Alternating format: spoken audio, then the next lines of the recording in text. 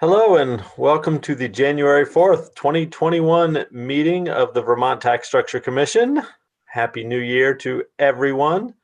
I'm Bram Klepner. I'm joined by fellow commissioners Deb Brighton and Steve Trenholm, Staff Director Sean Sheehan, and staffer Sorsha Anderson.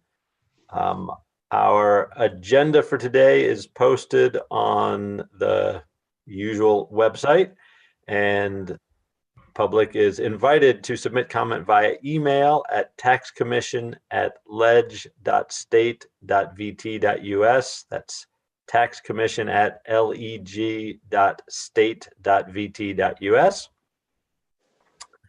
And first order of business is approval of the minutes of last week's meeting.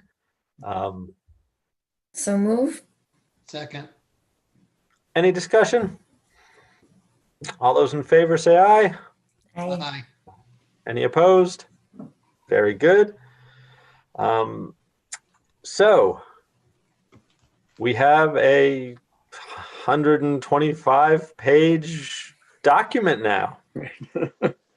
Thank you, Sean. Yeah, we flip that new year, new report. It's New year, new report. And I take it that everyone besides me has successfully incorporated Susan's comments. I have almost successfully incorporated Susan's comments. Didn't quite get through it all, and other things as well. So I think just before the meeting, Sean, you sent out an updated version with. right. Yeah. So the one I sent out just before the meeting, and the one that's posted also with the meeting materials right now, it's the same one I sent all of you a few days ago, with the exception or the addition, I guess, of the changes in the three documents and the email edit that Steve had, as well as the edits from Deb's document that Deb and Steve both sent yesterday, and then your new calculator, Bram. So other than that, it's the same as the initial compilation I sent out. Sean, I did not get anything from Susan as far as any recommendations. I don't know if everything was sent to her or just Bram's. Yeah, I think so. I had relayed, Bram had originally asked if we could have Susan review it, and I had relayed that request to Susan, and she said just with time constraints, and both on the commission's part and hers, wondering where she should focus her efforts. And I think the guidance, I think Bram kicked around her to the commissioners, given that the education and the consumption were the two areas of the biggest recommendations, to focus on those two chapters. So she didn't review the income one or the other chapters. Just wanted to be sure as a result of Bram's opening comment about. Yep, right. Better. Yes. Yes, Always good to double check. Your task of incorporating Susan's comments into your chapter was pretty easy. Thank you, Susan. I appreciate it. Yeah. I do have a little bit of more work to do on that, though. She had some great suggestions, and I think kind of every round of feedback we get from these people, I think fills in some gaps, makes things stronger, makes things more clear. So, reading it beginning to end, I must say, it felt like a very impressive and solid piece of work. I hope that our sponsors in the state government feel the same, but it feels to me like we have done something that should be helpful to them. So, I do not have a particularly clear vision on the best way for us to kind of review the proposed changes and accept or dismiss them. We can put the document up on the screen and go through the changes and talk about them one by one. Another option would be for us each to review separately and just flag the ones that we have questions or objections to, which might be more efficient. And I wonder if, Sean, you've been thinking about this probably more than any of us have. What are your thoughts? Yeah, I mean, I guess it's a matter of twofold, right? One, thinking efficiency, best use of everyone's time, and two, trying to think of staying on schedule, on target. So we had planned to send out the draft report to reviewers and post for public comment this Wednesday, so day after tomorrow. And so if there are, that's not to say that there obviously can't be changes. There will be changes throughout, from now till February 8th, or hopefully not till the 8th, maybe the 1st. And so if you want to each take it and review them, I'd say it would be the task would be twofold. One would be the edits and suggested changes that each of you make to make sure that the others are okay with them, and to make sure that you understand the questions and feedback from the reviewers. But then also there were some comments, questions I put for all of you in the comment fields, which were mostly relatively minor or stylistic things about, for example, in chapter 2 with the recommendations, do we care if the parenthetical phrases don't catch every recommendation, or do we want to add in another sentence here or there to make sure we do it? Those are things I don't think we necessarily need to spend time on discussing. I don't think it's a big deal if the report goes out not having resolved all those questions, but at some point for all of you to review those and weigh in on what you think. So yeah, I guess I'll leave it up to all of you whether you'd rather do it now or do it on your own separately. What do you guys think? My feeling is if we could go over the things that are substantive and the things that are, like spelling errors and that sort of stuff, can't we just do that and send them to you without like having to go through and find them now and that kind of stuff? And I think Steve gave us the word ambivalent that we can use on a lot of the kind of things like, do we want to make sure that there's a link to each of the parenthetical things? And, I feel like, no, we don't want to have extra words just for symmetry's sake. And so we don't need to spend time with that. There are some things. So when I read through the draft and when I made changes, for example, there were some things that were substantive that I would like to just run by people, and probably everybody does. So maybe if we could get those things done, then it would just be the easy stuff, the spelling, the formatting, that kind of stuff that comes in that we can do just by email. Yep. That makes sense to me. Does that sound sensible to you, Steve? Yep. Good. Yeah. A lot of the changes I've made in the draft I'm working on are just, when there's a reference to something. Yeah. Explaining what it is the first time, right? Like, because we've moved stuff around, and so there's stuff that says, the principles, and that happened before we talked about the NCSL principles of a high quality tax system, right? We never even mentioned that. I've fixed kind of all that stuff, but very little of actual substance. Yeah. So let's pull up the document, and we can go through and kind of scroll through to the point where there are substantive changes, comments, and questions. And so it's probably the draft report chapters 1 through 12 with track changes. Is that right, Sean? Yep, that'd be That's it. the one I want. Okay. Source of the third to last one, I guess, right above the calculators. Unless, of course, we do have the, if you want to review the work plan and Susan's feedback and the other pieces are up there as well. We can refer to, but this is the document we're discussing. Yeah, and I think probably best for us on Susan's feedback for Deb and me to incorporate her feedback into our chapters and then talk about it as a group as we get to those points in the document rather than looking at her stuff separately. And Dr. Sheehan, is this it? Yep. Yeah, this is it. Yep. Yeah, Okay, so great.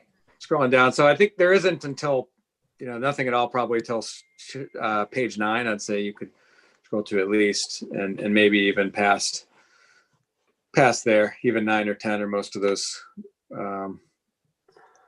questions on the recommendations. So probably fine to go past them. I think there's probably not anything really substantive until Deb's chapter. I had one comment on page 15. It's where there's that reference to Pigouvian taxes again, and I just changed that to tax goods and bads. Yep. Yeah, I thought I'd gotten that out, but I guess I missed that one. Thanks.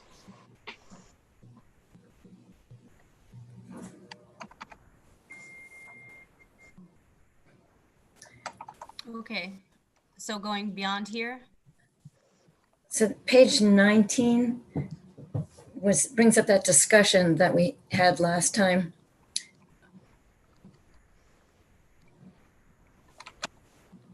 And that was a recent change, just about how to deal with ITEP charts and incorporate the quotes from the ITEP person. And I think we passed that around by email, but we never, I guess, agreed to incorporate it definitely here.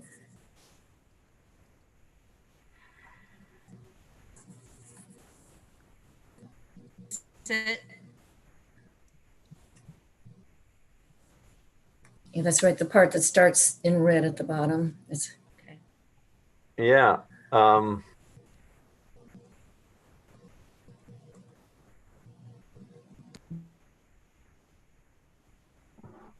mean, I'm fine with that paragraph.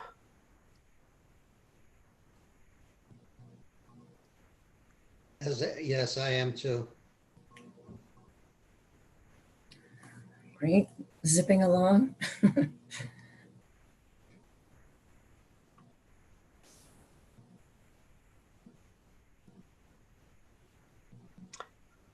All right, so Saoirse, I think we can keep scrolling.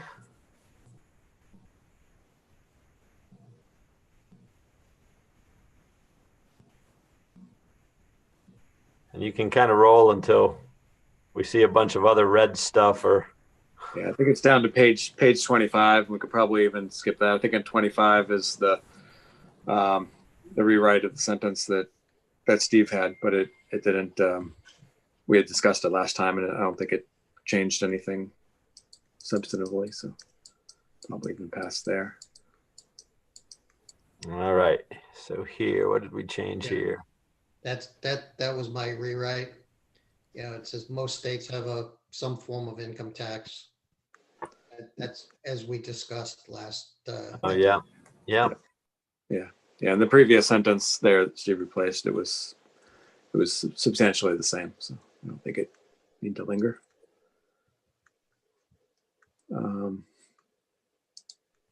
Deb have piece on equity. Were we on 44 now? Mm-hmm.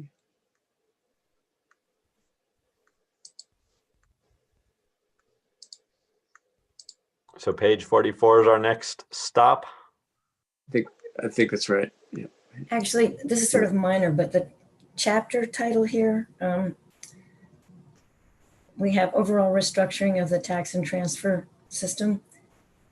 Now, And I wonder if we want to say it's analysis and restructuring or something, because the incident study is sort of key to, we're not just restructuring right now before we analyze. Right. So Sorry, I don't know what page we're on. I'm on page 44.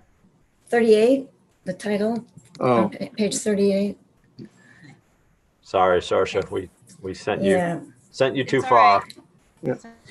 yeah. So on 30, so Deb, you're suggesting instead of overall restructuring of the tax and transfer system to be, Just to add the word analysis and at Yeah. the beginning, right? Analysis and overall restructuring. it's an overall restructuring of the tax and transfer system. Or maybe analysis and restructuring of the overall tax and transfer system. yeah, That Right. read a little more yeah, naturally. yeah, yeah. Analysis and restructuring of the overall. Okay, I got it. If everyone's good with that, we can keep rolling. Thank you. All right, now we can hopscotch back to page Sorry. 44. No, not at all. That's And I think it's actually a 46 on this. I was toggling between the track changes, Oh. simple, full view.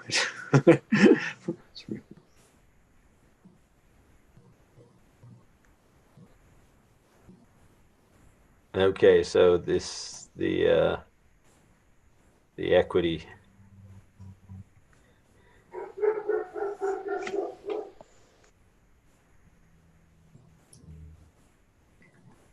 This isn't really new. It's just rewritten and sort of wordier, but to make sure that it incorporates different ways of looking at property versus income and equity.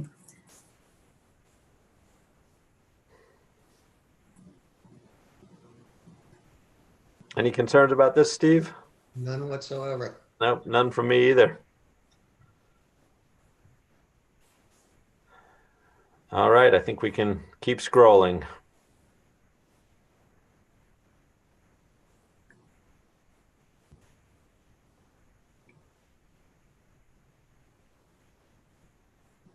Let's see. And okay, go back. Sorry, Source, can you go back up? Thank you.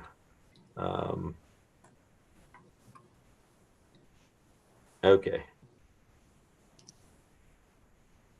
And there were just a couple of comments, right? Yeah, right there. So that one, that was right, Sean. It makes sense to me that that was what the tax department was asking about, where the data was from. And Right. Yep. Yeah. Just with those two sentences. So just, adding that, Yeah. adding that phrase, and I'll get the site. to Thank back up. you. Yep. One thing on this table one that I have done in the copy I'm working on, I went through and just added dollar signs to the first and third column, since some of those numbers are dollars and some of them are numbers. Yeah, numbers, yeah. Thought that might get a little bit easier, but I guess I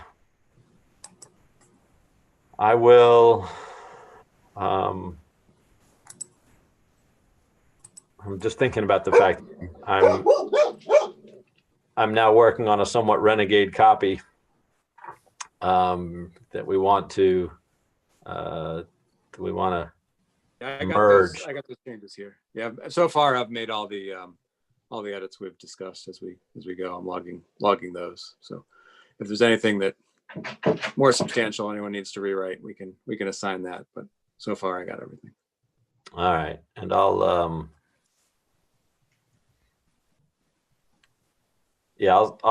will, as I say, I don't think in my beginning to end read, most of the things are just clarifying the references and so forth and so on. But I will make sure there's nothing substantial. And if there are substantive changes based on Susan's comments or anything else, a lot of her comments on the sales tax section were relative to context. putting things in a broader context and so forth. They weren't necessarily changes to what we're recommending or to our Yep. sort of line of reasoning. But if there are any, I'll go through all my comments, and if there are any substantial changes, I'll just put those into a bulleted email, so you don't have to wade through the 125 pages again and send that to everyone. And I will send my copy to Sean for incorporation into what is becoming our master copy here.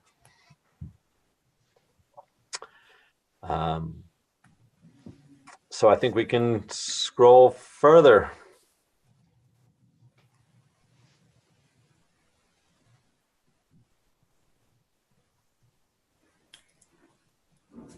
All right.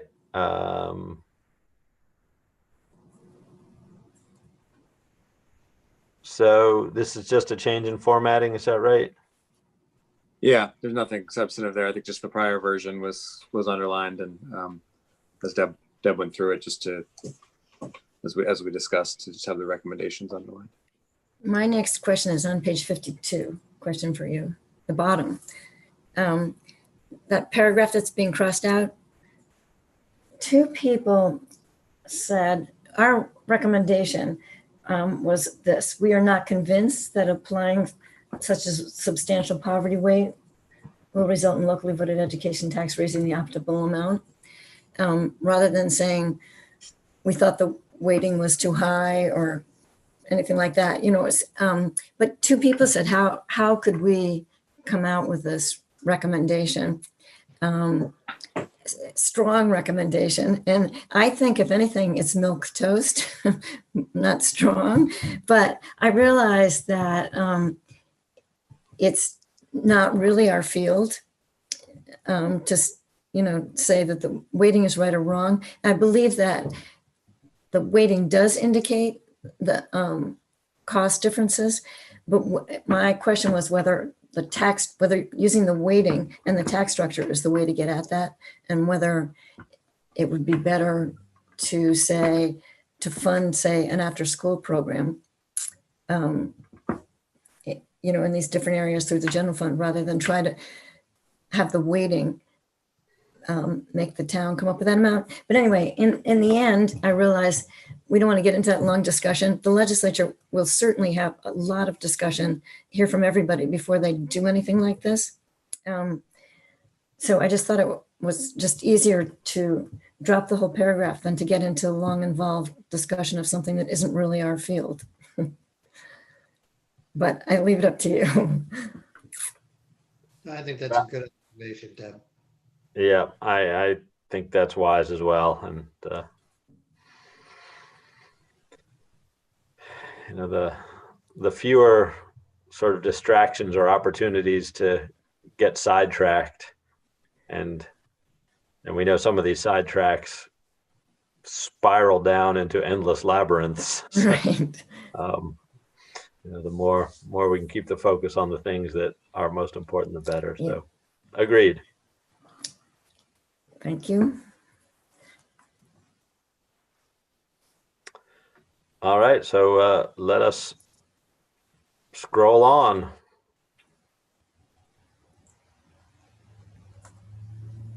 '54 is another discussion. Or 54 in my version. Yeah, right there, right? Yeah. Yes. So volatility. So I've gotten a lot of comments about income being much more volatile, and that's clearly common knowledge. Also a lot of references to check, but the studies are generally income tax revenue, not the income tax base.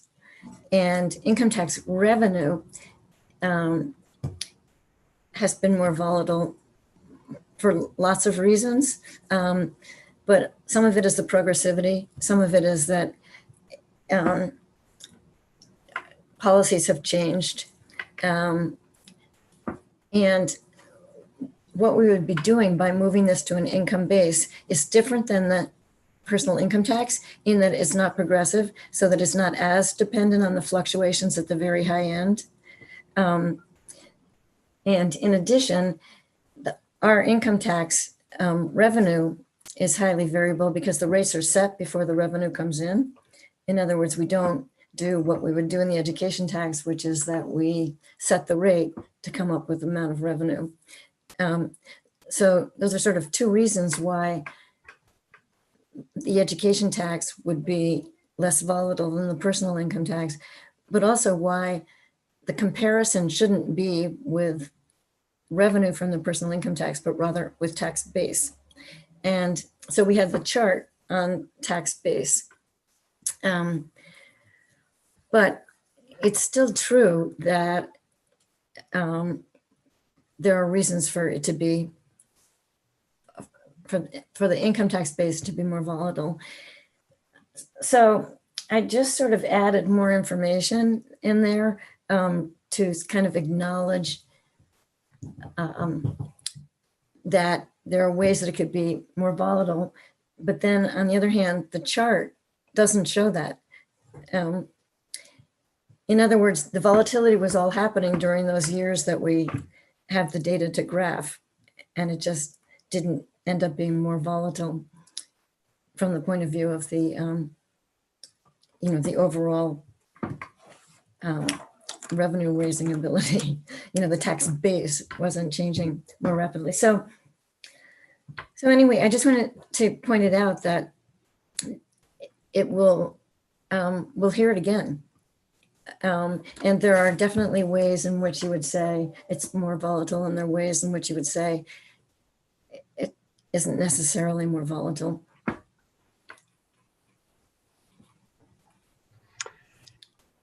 So the added information is just to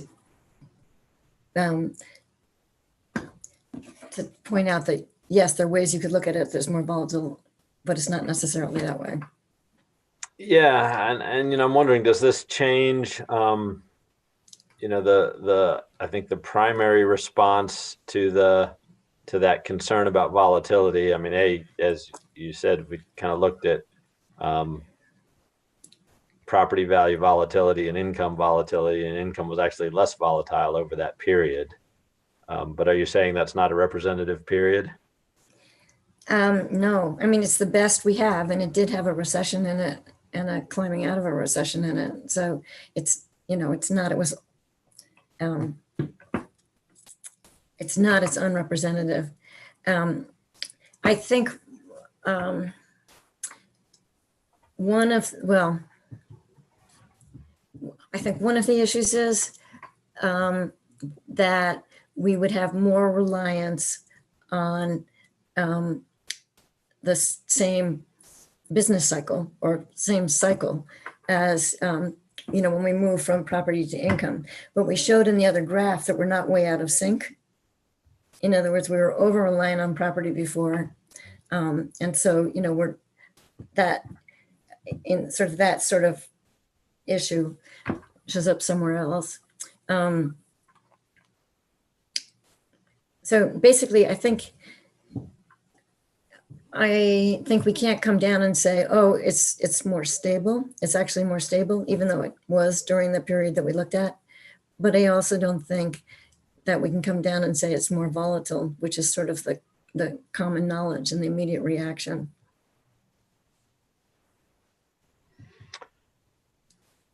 Got it. And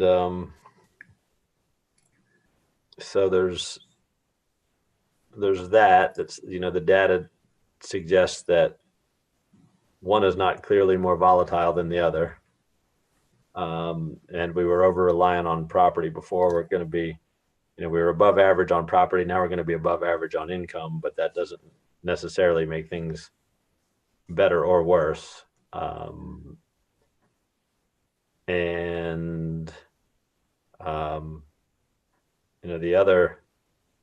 The other 2 points that, as you've pointed out, there's volatility in terms of the taxpayer and volatility in terms of the state's revenue stream, which are two different things. And the fact that the education income tax will be, not progressive the same way the personal income tax is, will make it less volatile for the state.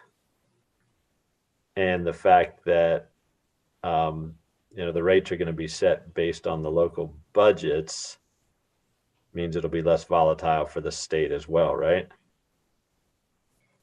Yeah, it pushes the volatility, whether it's property or income, the volatility goes to the locally voted rate. It's pushed onto the property tax. In this case, it's on the property tax for non-residential and on the income tax for residential. So the volatility is pushed to the taxpayer, whether it's income or property. But if it's income, your volatility goes up and down with your income, Right. rather than your property value. Yeah. So that it's more in sync with your cash on hand.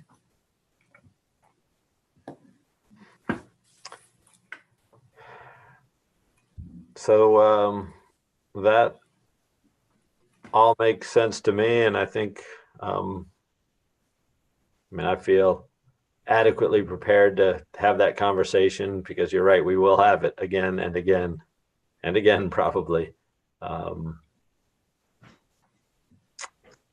So,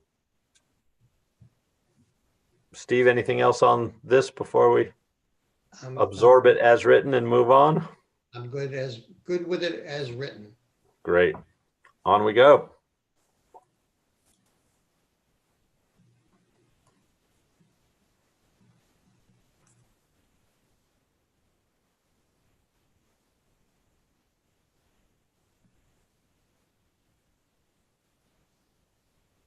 And we can keep going here.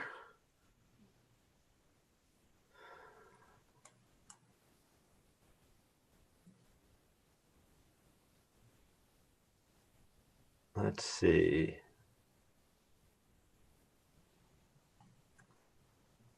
Yeah, that's just a statement of something we've said. So we can keep rolling. Okay.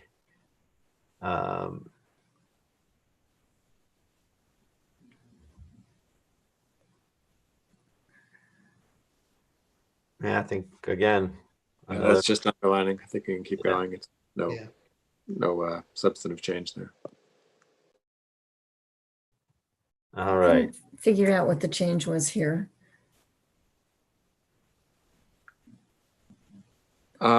Yeah, that was one that I don't know if that was in your previous version. If it didn't take with the track changes, I pasted over those three bullets. I don't think there was anything big there, but there was some slight wording changes in the numbers that weren't covered in the track changes. So just to make sure I caught everything in your latest version, I pasted that over.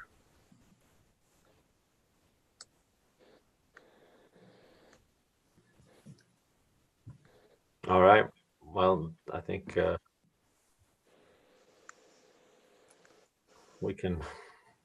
Oh, and then a small thing here, Deb, I added that last sentence. I don't know if you have a preference for the way it's phrased. If so, we don't have to take the time now, but you can follow up later. But presumably staying with Bram's syntax, we'll do appendix 6-1. So I figured just flagging that at the end of your chapter proper. Great.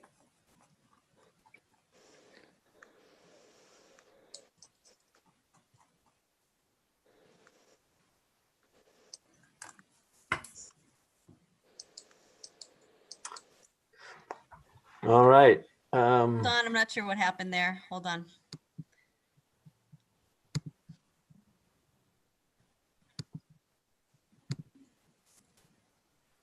There we go.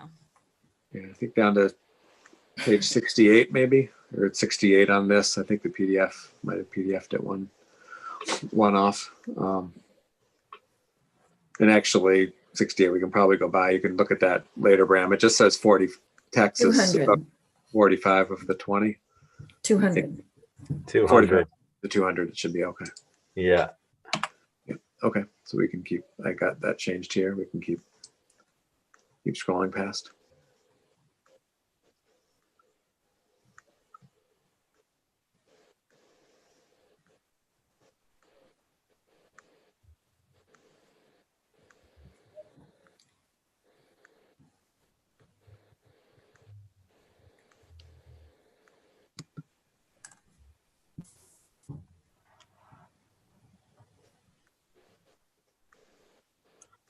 So these are just, I mean, that the upper comment there is, you know, we talked about addressing the use of the tax code to promote goods in general, and you know, making the argument that because the sales tax is a very small percent, it's not really effective, but larger things like federal tax credits are effective. So just making that more explicit based on those conversations.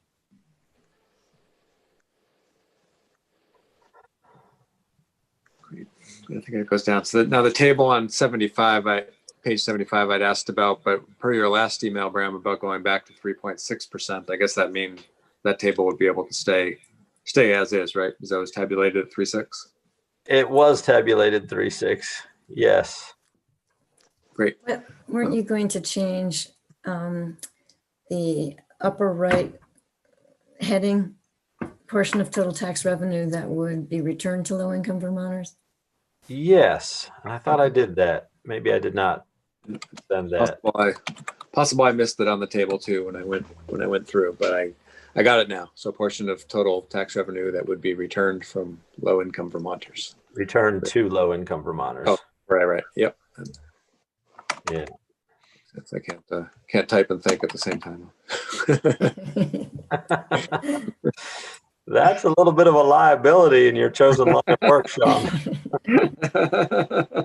Yeah, so I got that, and I'll make all these changes back to 3.6 as well.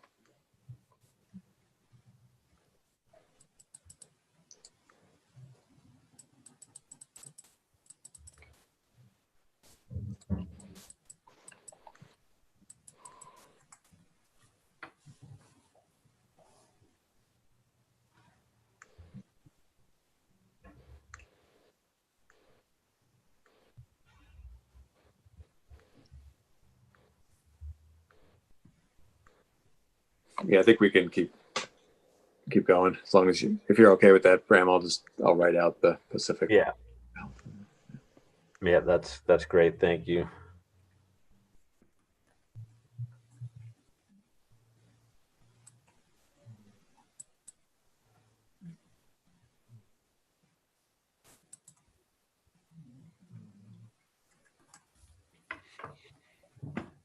So yes, to your question, the second half of that sentence is missing.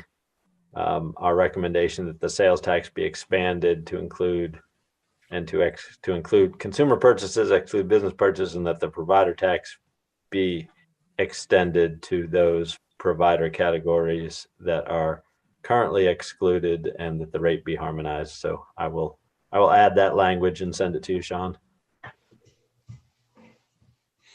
Great.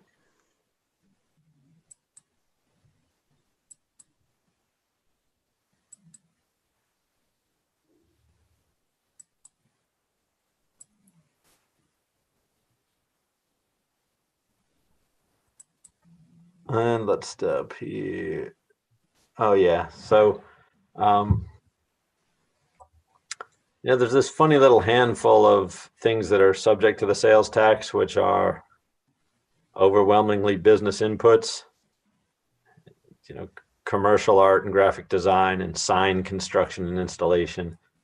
So as business inputs, to be consistent with our general theory of excluding business inputs, I recommended that the state stop taxing those things which are business inputs, and let the business inputs roll through tax-free and tax everything at the consumer level. Can't imagine there are many consumers using bulldozers and drag lines. All right. Oh, so this, this is just, I incorporated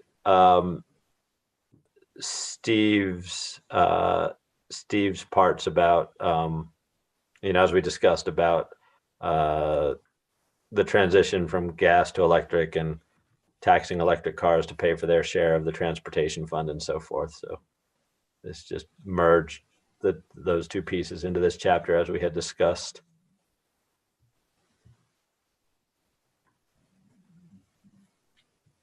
Just to confuse future scholars who are trying to figure out which of us wrote what.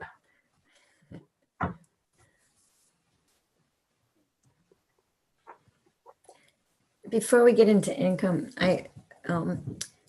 in the very conclusion to the report that I really like, but Brim, you had this part where you said you're going to hear these complaints, when you listed the 3 complaints, like the sales tax is already regressive or whatever. And I'm wondering, so I looked at that and I thought, well, we should put in things like the income tax is too volatile, income taxes are already too progressive. But then I thought we'd end up with all of this list of all of these objections in the conclusion. So then I thought possibly moving those 3 objections into the conclusion on the consumption tax section, that you'll hear all of these, so that your final conclusion at the end of the whole report doesn't sound as negative, and as it would if we added the other. Right. So that sounds like a good idea to me. I think one of the values in listing those things, I sort of said, we expect you will hear these because we heard them, Yeah. right? And kind of letting the readers of this report know that we had these conversations and we heard these objections and we thought about them and incorporated them into our thinking and into our recommendations, and not ignoring them. And I think moving the objections they're likely to hear on each argument into its section makes perfect sense. So I'll do that with those 3 anyway. Okay, and then I may take that very volatility question that we're just talking about and then rework it to be something similar. Great.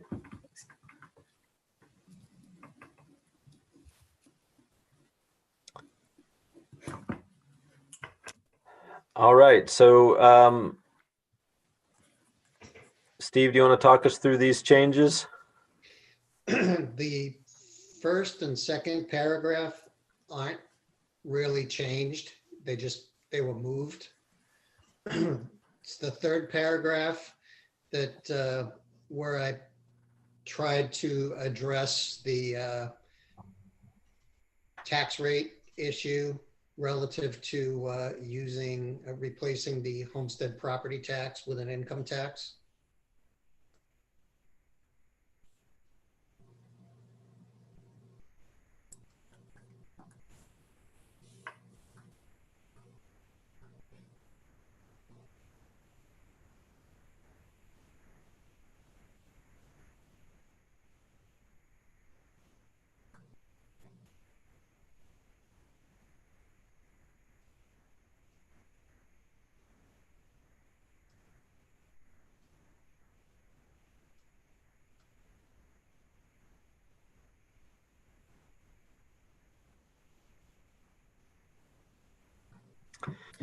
How successful are we likely to be in calling the education tax an education tax and not having people call it an income tax?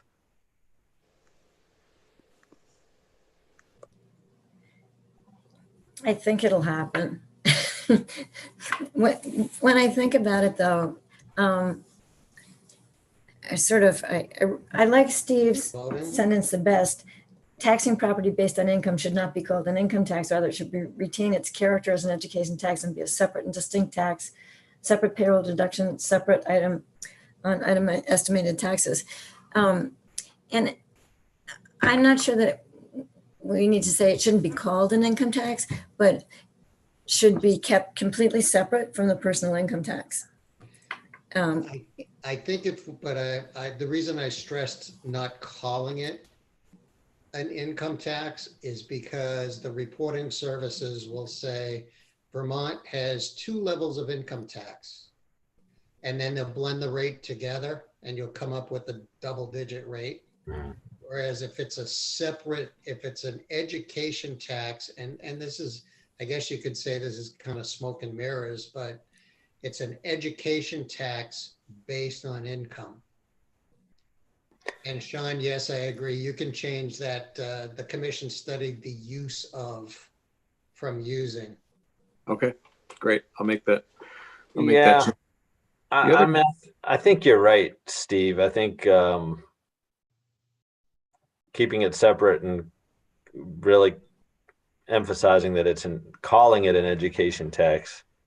And, we've glanced off this problem before of, if we can get everyone who's looking at tax comparisons to look at the whole picture, what they'll see is, Vermont's personal income tax towards the higher end of the spectrum in terms of the marginal rates. And, that's all they see, right? Like, as Steve has pointed out, no one kind of digs under to the effective tax rates, right? All they look at is the published brackets, and they go, oh yeah, 8.75. And if we can get people to look at that and then look at the education tax and then look at the property tax, which will be nice and low, hopefully, and then look at the sales tax, which will also be pretty, one of the lower in the country, then you got a pretty favorable overall picture of Vermont compared to other states. But if you just look at personal income plus education tax, the comparison's not likely to be very flattering. Right. But you can't add them together for a marginal rate because, first of all, it depends on the town that you're in. And secondly, it's a different base. So I think when most of the studies, when they compare the income tax, they do compare either brackets or however they do it, but it's just personal income tax. They don't usually pull in if there's a local income tax. They don't usually That's pull true. that It's in. usually sort of an asterisk, right?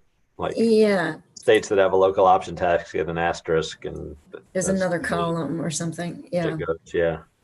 Right. Like I noted on there, and the piece I sent this morning, like the Tax Foundation has their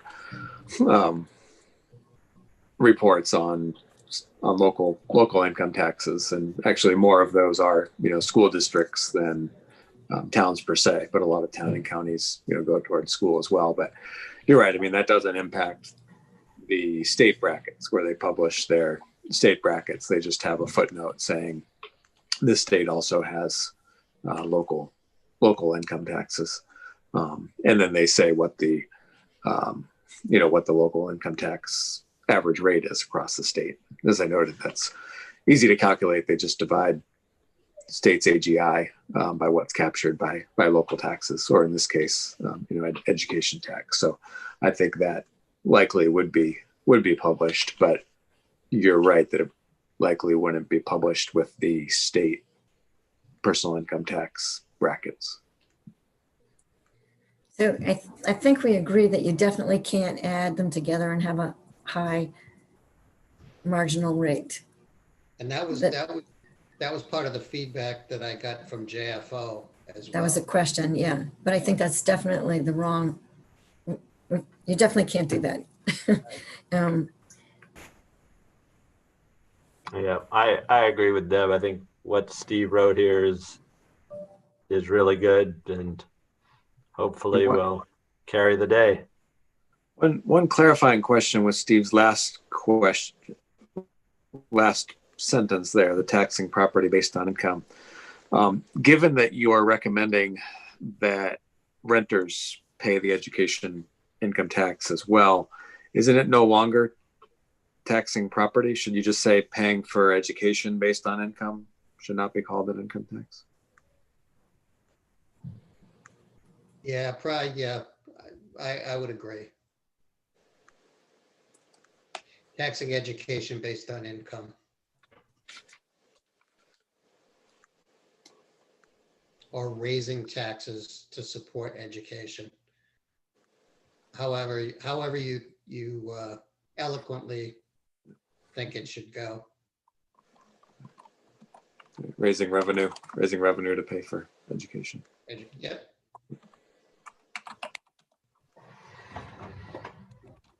All right, I think we can scroll further.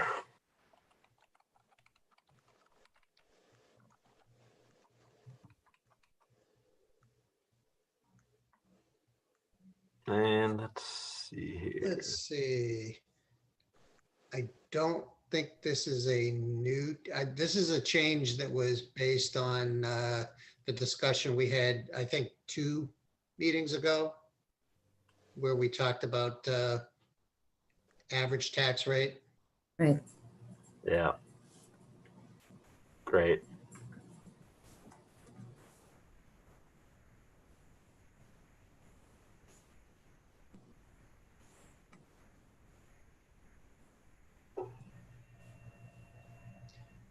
Okay. Yep, you can keep going, Sosha.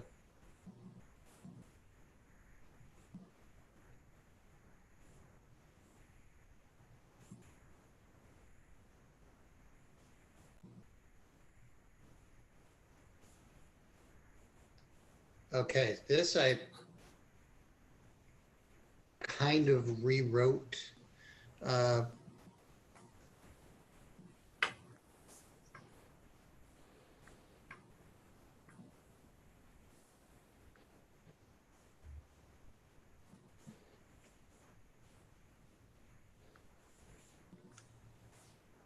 My comment is just reading that makes you realize how disorganized it is.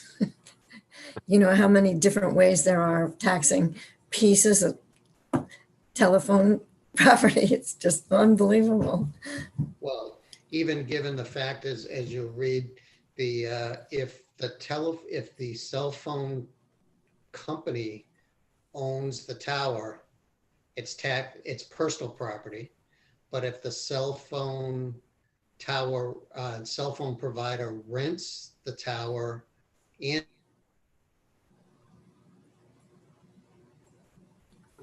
Oh, your audio just went off, Steve. Did mine as well? Can you hear me? No, I can hear We can hear you. you, Bram, just not Steve.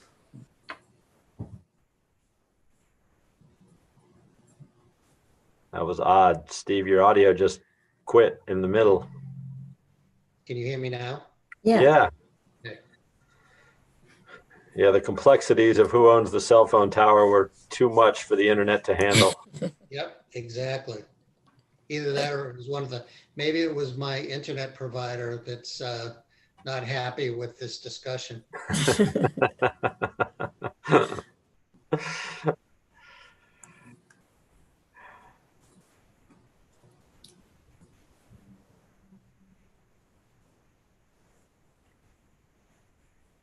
Well, I think, do you have any concerns with any of this, Deb, or any other questions? No, nor do I. I think it's all, it lays out the problem very clearly. Yeah. And, you know, I came up with one of the things that JFO said, okay, so you want to eliminate the tax, where's the revenue going to be made up? And if you scroll down further into the recommendations. Yeah. If you keep going. Okay, so consider repealing and replace lost revenue with another source, more modern. We had already talked about that. Consider not replacing the tax but subjecting cell phone tower equipment to the tax. And also looking at the base differently, rather than the base being the undepreciated tax value, maybe it should be book value, which book value would be based on whatever the useful life of that asset is, divided by, that would be the denominator, and the original cost would be the numerator. That would eliminate rapid depreciation in the first year.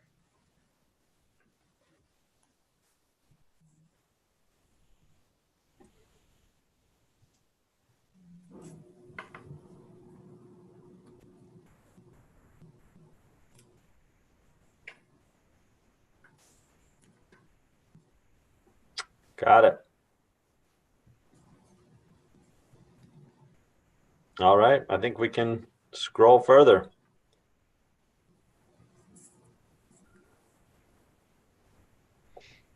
And I think we had decided that, if you hold on for a second, Sosha, I think we had decided that we were going to, because we said inefficient and obsolete taxes, I think we discussed, that we said that we were going to leave this in, even though it's redundant, but just say, as noted in chapter 7. Yeah. Great.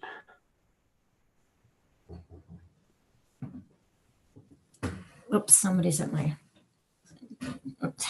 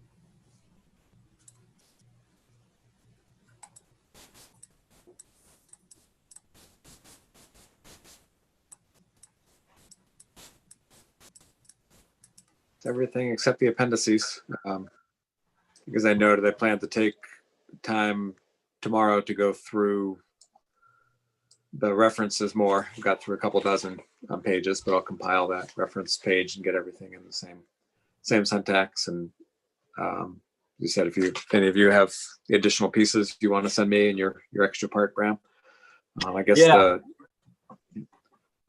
I guess I will finish. I will finish up incorporating Susan's comments and the general beginning to end read that I'm in the midst of, and we'll get that to you before midnight. Great. Well, I'll get those. I'll make those changes. I can circulate it back out. I think just to flag, we obviously want to have time to talk together as a group before it goes out for the public communication. I don't know if anybody, should I just send it out? And if anyone has any big concerns about what any of you write, I don't anticipate that happening. You've so far been pretty much on the same page with what you've written. It seems like the rewrites are, down to the more fine-tuned level, but just wanted to at least flag that you'll be sending things to me. I'll be incorporating and I'll sending them to the public, and I'll be sending it as a clean version. I can certainly have a track change version that we can all discuss next Monday, but I'll send a clean version out for the public. So what are you doing with appendices? On our work plan, and I don't know if we want to flip to that now, where we discussed last week, and so if you want to flip on that, the work plan, we had flagged looking at the appendices for next week. Now, if you want, I can certainly add add in. Right now, I think we have your appendix, Deb, and then is it seven appendices, Bram? If you want, I can add those two in for chapters, the appendices to go to chapter 6 and chapter 7.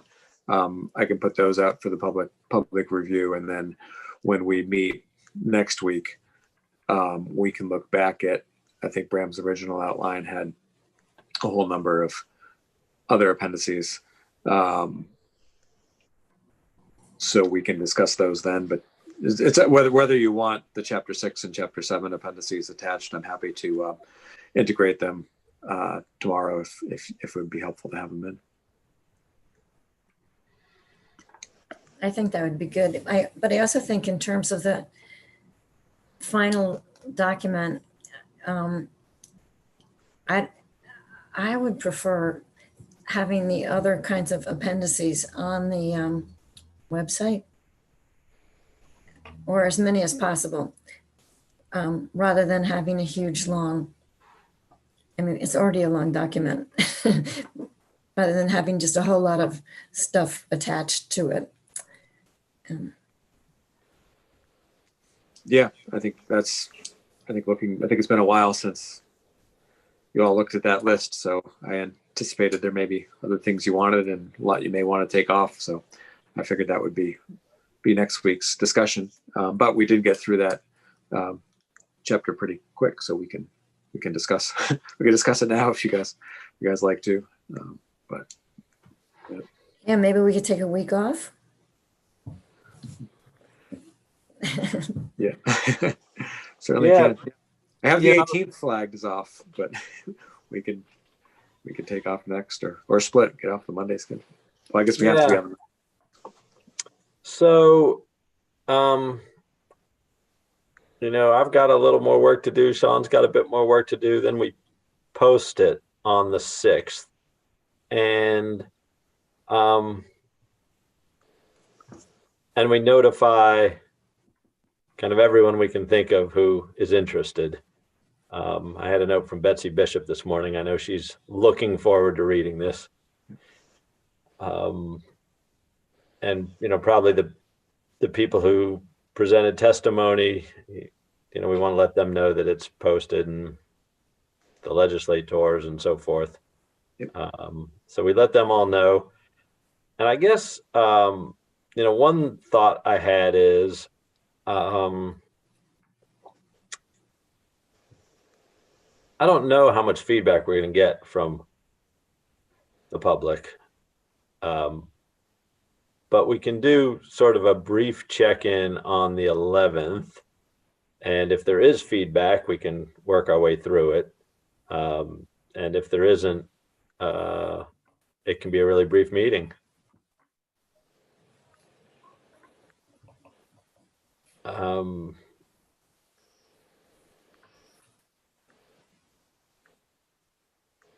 Yeah, and then,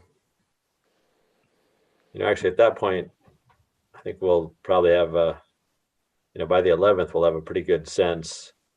I mean, whatever feedback we get, plus the appendices should mostly be knocked into shape. So, maybe one of the agenda items for the meeting on the 11th is seeing if we can rewrite this timeline in a reasonable way from the 11th to, say, Monday the 1st, as Sean alluded to earlier, as a date to hand this over.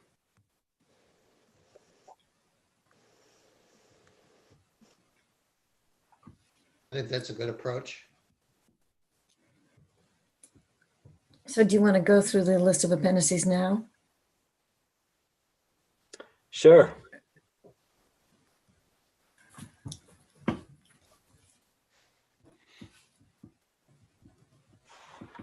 Okay.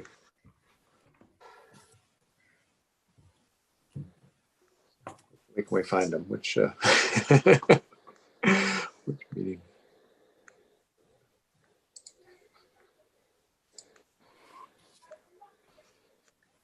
Sheehan, do we have that on the website or? Yeah, I'm looking. It's we have. It's been a while since we had it in there. I know Bram's past outlines. It here.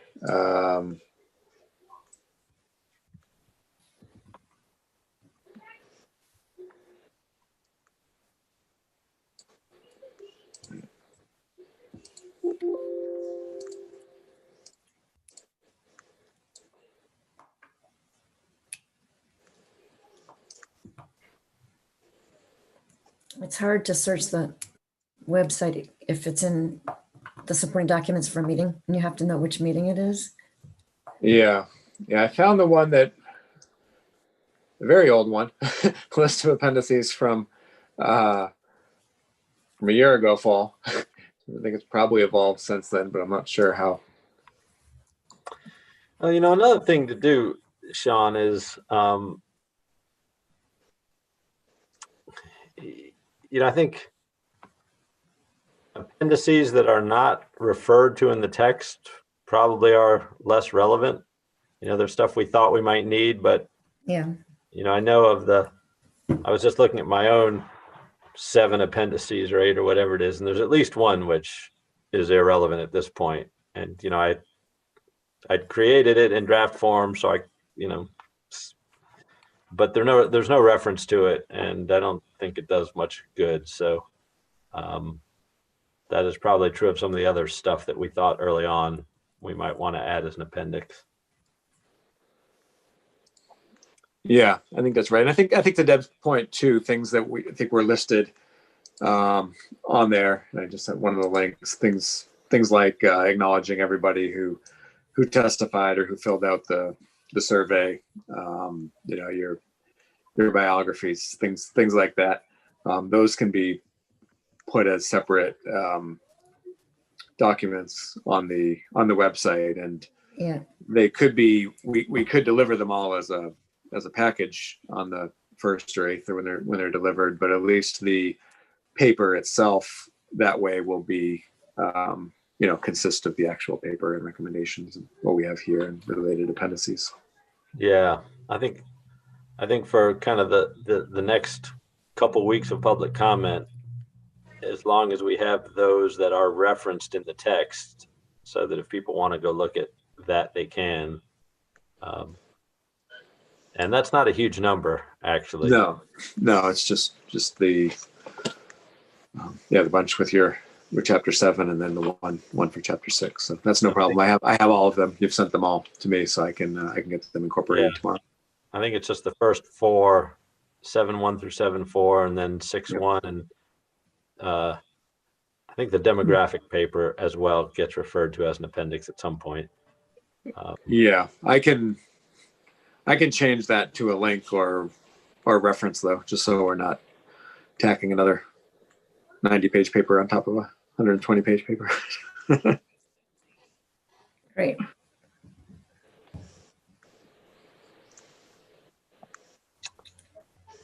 All right. So we will plan to meet on the 11th, and I know what I'm supposed to do, and Sean knows what he's supposed to do. And yeah, Deb and Steve, if you have think of any other additions, you know where to find me tomorrow. And we'll get it out Wednesday. Okay, and then we should think about the list of things that we want to have available as on the web.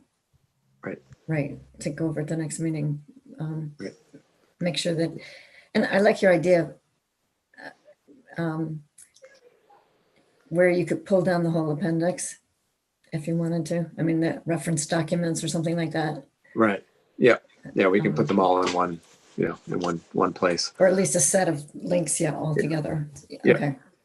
Yeah, but I think it's been a couple of weeks, I think, since I looked at the Blue Ribbon report, but I think when they had their actual report, but then they had a transmission or transmittal letter that was kind of like the cover letter they gave to the legislature, and then there were a few other pieces, but we can put them all in one section of the JFO website, the Tax Structure Commission section of the website blocked off for the report and the associated materials, so people can find it. But this will be one distinct PDF, just consisting of your paper and the related appendices. And do we have any sense of the mechanics of our presenting this to the legislature? I mean, they're all remote. And who do we have any idea? Like, are we going to do a video meeting with the members of the legislature and the administration who are interested in hearing us, or what are we going to do? Yeah, I think it's twofold. I mean, one is really whatever all of you decide to do or want to do as far as a public or open invite presentation. Beyond that, I think I'd expect there would be invites from specific committees to all of you at some point in the days or weeks after you deliver the report to them. So we'll send the report to them, and then I think typically they, if they were in session, they would ask you to come in and present and speak on it. But they'll be coming through Zoom. So, so if you haven't gotten enough Zoom with each other, you might get some Zoom with some of the money committees or other committees of the legislature to have you come in, and you'd be able to present however the three of you would like to do that. But you're still on staff to do this too, right? Yeah, I'll still be on staff to help coordinate and help you with that. Yeah, and I guess it's whatever the president pro tem and the speaker and the governor or the governor's designated representative want. I mean, we sort of serve at their pleasure, and if they say, "Hey, we'd like you to present this way," then that's what we'll do, right? Sort of been my assumption that they are the client, and the customer's always right. Yeah, it makes sense to me. We're all going through it for the first time together. But Yes. But that's my understanding. These commissions do get invites from either the speaker or the pro tem, but also from chairs of various committees as well.